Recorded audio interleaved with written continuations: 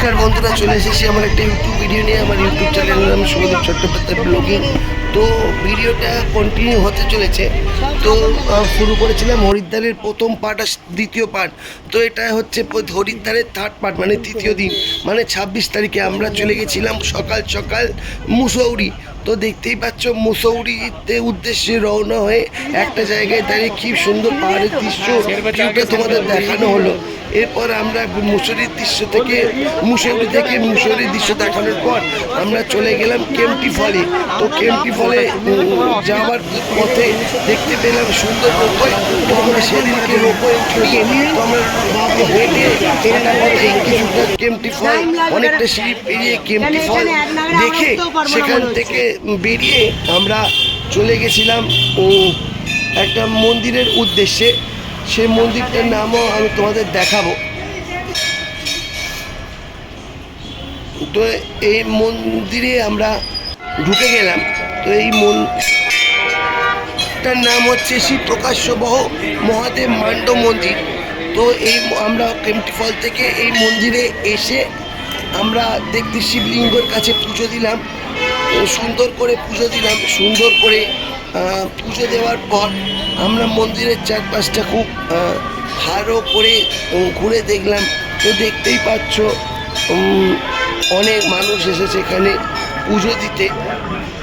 তো এই মন্দিরে ঠাকুরটাকে আমি তোমাদেরকে দেখাচ্ছি, দেখো খুব সুন্দর। এরপর আমরা ভোগ প্রসাদ নিলাম।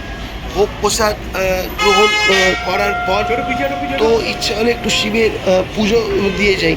তো আমার মা ভালো দিনেই, মানে আমরা সবাই মিলে গেছি, তো একটু শিবের মন্দিরে পুজো দিয়ে দিলাম। পুজো দেওয়ার পর আমরা মন্দির থেকে বেরোলাম। এই হচ্ছে মন্দিরটার নাম শ্রী প্রকাশ্য মহাদেব মন্দির।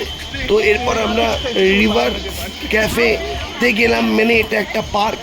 এই পার্কে কিছুটা হেঁটে গেলে নাকি একটা গুহা আছে।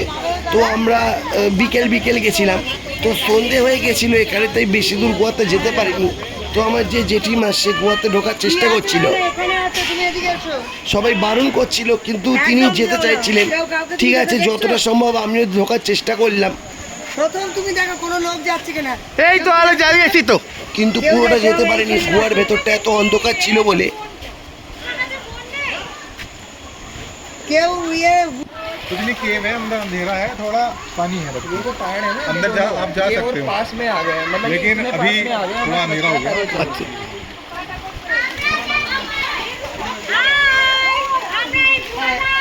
এই যে আমরা এই গুহাটা ঘুরে এলাম, খুব সুন্দর গুহা, পাহাড় জড়ো হয়েছে আর জল বেরোচ্ছে।